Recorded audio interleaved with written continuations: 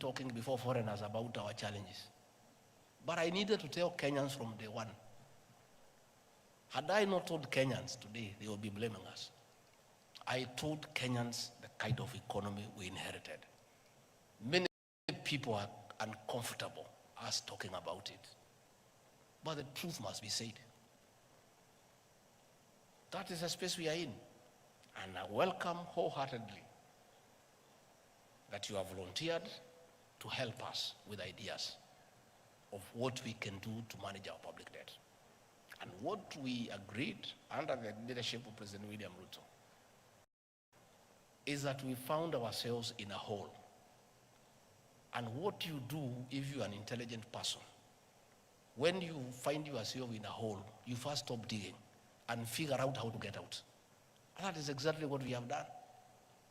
Tightening revenue collection, sealing leakages, making sure that every cent is collected to pay public debt. All those people who are criticizing President William Ruto, they need to be honest. Are they telling the president and the government not to honor the debts that we found? These are debts for the Republic of Kenya. Although they were not committed by the present administration, they were debts committed by the government of the Republic of Kenya then. You as accountants, as business people, you know, in simple bookkeeping, there are assets and liabilities. We inherited the assets. State House, my office, vehicles. Fair enough. What about the liabilities? We inherited them too. Huge public debt, 9.6 trillion, 900 billion pending bills. Eurobond, 2 billion. Accruing interest between 12 to almost 16%. Those debts must be paid, and they'll be paid by the people of Kenya, not by William Ruto or Gachagua. It is the people of Kenya. Us being part of Kenya will pay through paying taxes. These people shouting left, right, and center, telling us to default so that we can be blacklisted as a banana republic. Are they telling us not to pay the Eurobond? Are they telling us not to pay what we owe the local banks? We want them to come and tell us. Don't just shout. Offer a solution. These debts are on record. We did not borrow as we were in the forest. William Ruto alikuwa ametengwa nje. He was not attending cabinet. He was not attending the National Security Council. He was not part of committing the country to those debts. But he is the President of the Republic of Kenya. He inherited those debts.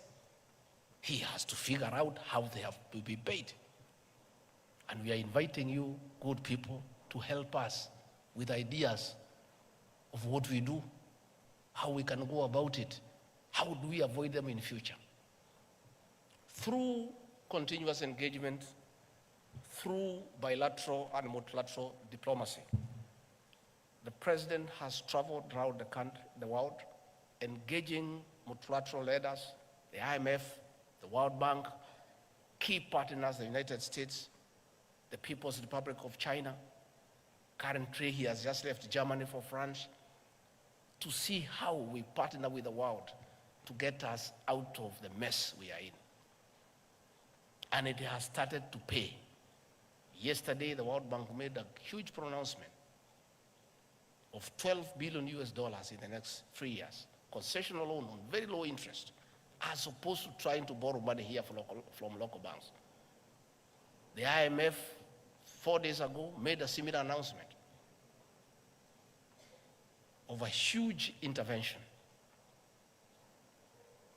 We have public roads that have all stalled.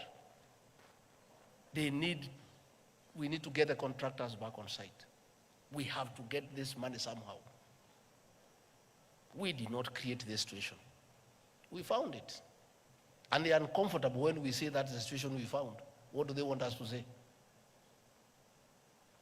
You people know, you manage companies. You know, you look at the state of the books when you take over a company.